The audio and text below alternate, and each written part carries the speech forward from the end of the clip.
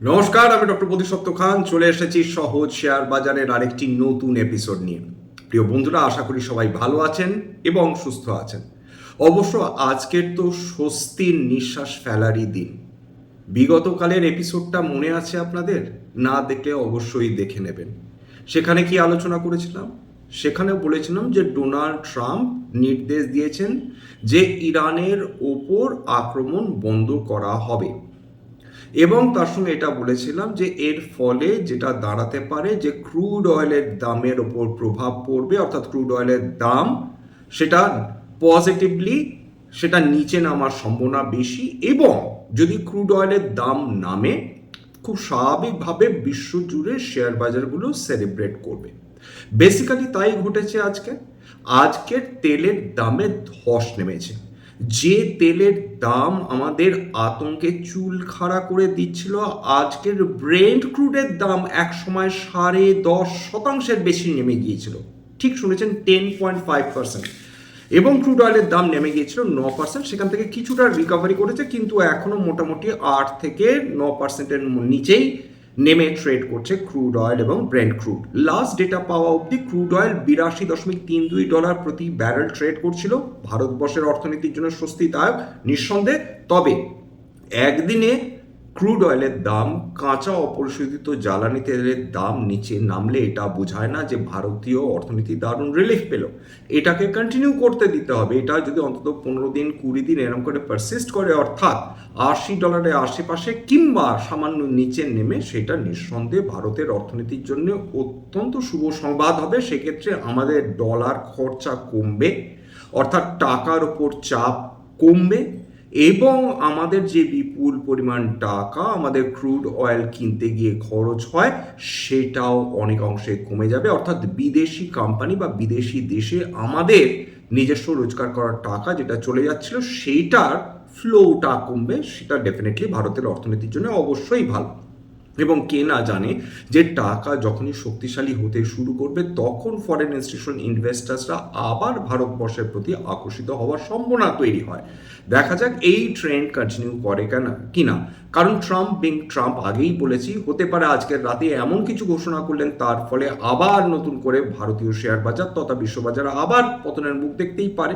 ওনাকে এই মুহূর্তে বিশ্বাস করাটা একটু ডিফিকাল্ট হয়ে যাচ্ছে। এখন কেন, তিনি রেজিমে আসার পর থেকেই তিনি এমন সমস্ত সিদ্ধান্ত নিচ্ছেন ট্রেড সংক্রান্ত, বিভিন্ন দেশের সঙ্গে সম্পর্ক খারাপ করার ক্ষেত্রে। তার ফলে যেটা দাঁড়িয়েছে, এখন একটা কথাই আছে বাংলাতে, সেটা হচ্ছে ঘর জ্বালানি পর ভোলানি।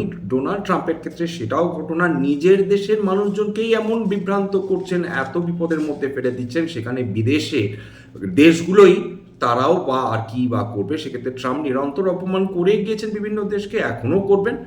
এবং সম্প্রতিকালে অবশ্য ডোনাল্ড ট্রাম্পের মাথার চুল খাড়া হয়েছে। ঠিকই শুনেছেন, ডোনাল্ড ট্রাম্পের মাথার চুল খাড়া হয়েছে।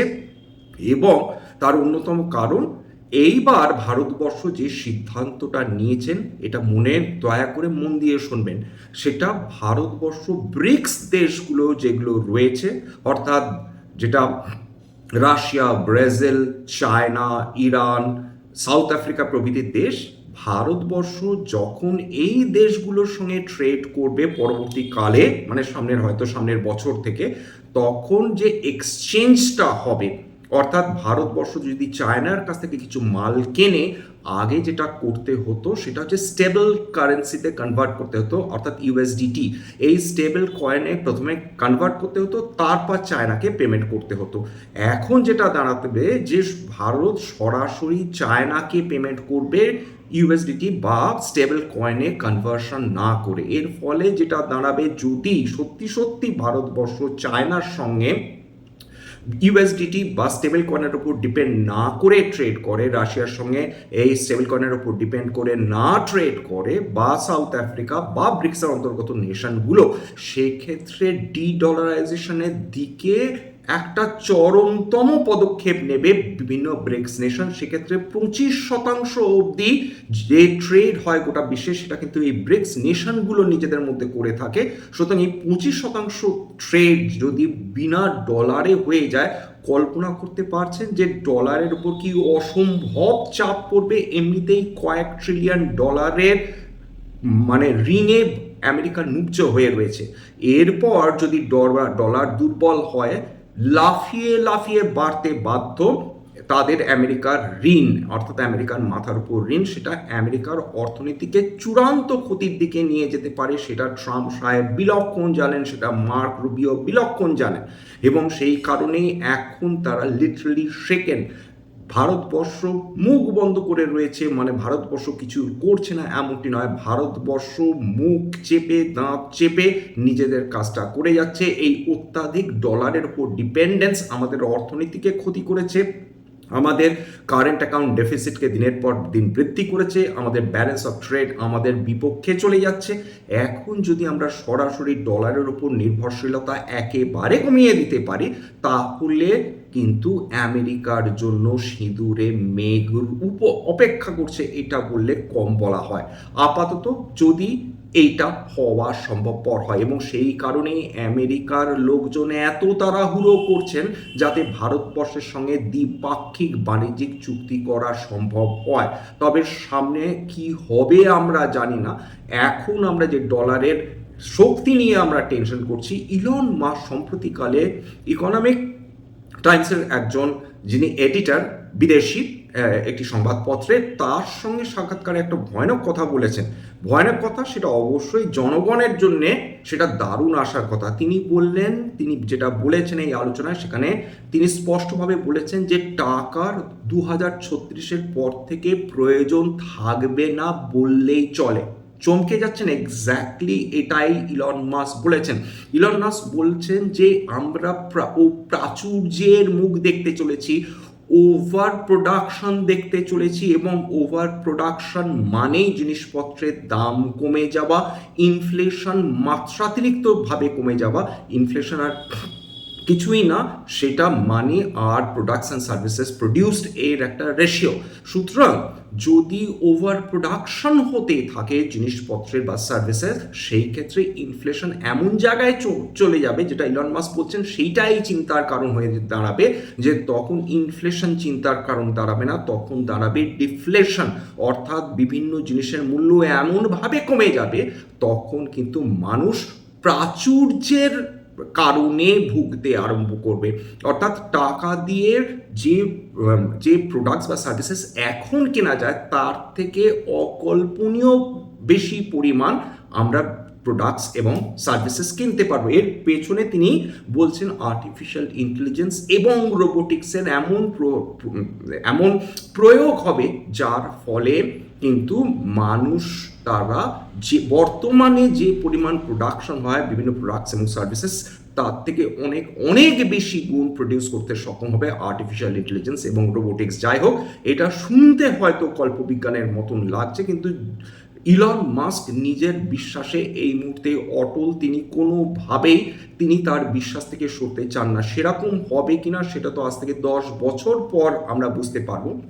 সেক্ষেত্রে আমাদের নতুন করে আমাদের ডিভ্যালুয়েশন হচ্ছে কিনা কারেন্সি, সেটা নিয়েও আমাদের চিন্তা করতে হবে না। সেক্ষেত্রে ডলার বেশি শক্তিশালী হচ্ছে কিনা, সেটা নিয়েও আমাদের চিন্তা করতে হবে না। সুতরাং টাকার মূল্য যদি কমে যায়, ইলন মাস্কের কথা অনুযায়ী তিনি যেটা ইঙ্গিত দিচ্ছেন, তার মনে যেটা দাঁড়াতে পারে যে অল্টারনেটিভ কয়েন্সগুলো বা ক্রিপ্টো কারেন্সিসগুলো তখন হয়তো নতুন করে মানুষের কাছে কদর পেতে পারে বা সমাদর পেতে পারে। তবে তো সেটা ভবিষ্যতের কথা, সেটা ভবিষ্যতেই আমরা বুঝতে পারবো। যাই এই ক্রুড অয়েল এবং ব্রেন্ট ক্রুডের দাম সাংঘাতিকভাবে পড়ে যাওয়ার একটা অত্যন্ত বড় সুফল আজকের আমরা ডেফিনেটলি পেয়ে গিয়েছি। ইনফরমেশন টেকনোলজি সেক্টর আজকে দারুণভাবে উঠে এসেছে, প্রায় 2.27% আজকের উত্থান এসেছে আমাদের ইনফরমেশন টেকনোলজি সেক্টরে। এইবার কেন ইনফরমেশন টেকনোলজি সেক্টর তেলের দাম কমে যাবার ফলে দারুণ উত্থান দেখলো, তার পেছনে যে কারণ রয়েছে সেটা হচ্ছে আমেরিকাতে তাদের যে কেন্দ্রীয় ব্যাংক ফেডারেল ব্যাংক দেখছে যে ক্রুড অয়েলের দাম যদি ধারাবাহিকভাবে কমতে থাকে, সেক্ষেত্রে যে ভারতবর্ষ কেবলমাত্র ইনফ্লেশনের মুখ দেখে জ্বালায় ছটপট করছে এমনটি নয়, আমেরিকাতেও একই রকম জ্বালার মধ্যে সেখানকার জনগণ রয়েছে, তারাও কিন্তু সেখানে ইনফ্লেশনের কারণে ছটপট করছেন।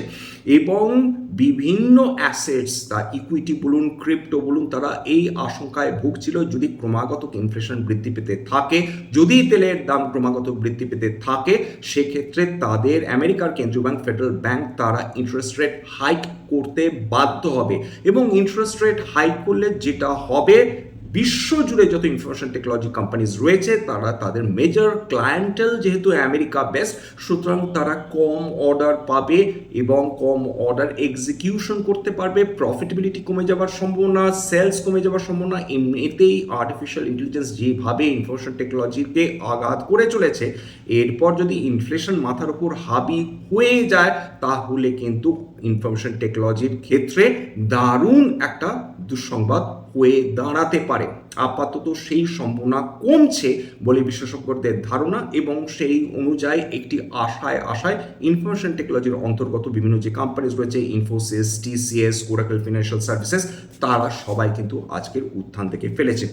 আজকে বিভিন্ন ইন্ডাইসেসগুলো খেয়াল করে দেখুন। মিড ক্যাপ অর্থাৎ নিফটি মিড ক্যাপ 100 1.11% উত্থান, সন্তোষজনক। নিফটি স্মল ক্যাপ 1.31% উত্থান, সন্তোষজনক।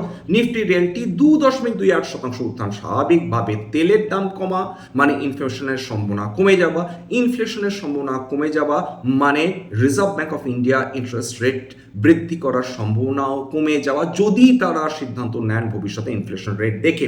এছাড়া নিফটি মাইক্রো ক্যাপ সেটা 1.33% উত্থান, অর্থাৎ micro cap 250। Nifty India defence 0.7% উত্থান।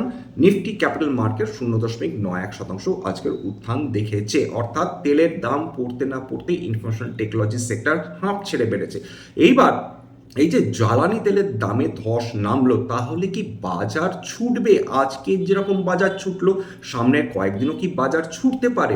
এইটা কিন্তু সম্পূর্ণভাবে বর্তমান যে অবস্থা হয়ে রয়েছে সেটা কিন্তু ক্রুড অয়েল ডিপেন্ডেন্ট, অর্থাৎ এই মুহূর্তে সবাই ক্রুড অয়েলের দামের মুভমেন্টের দিকে তাকিয়ে আছে।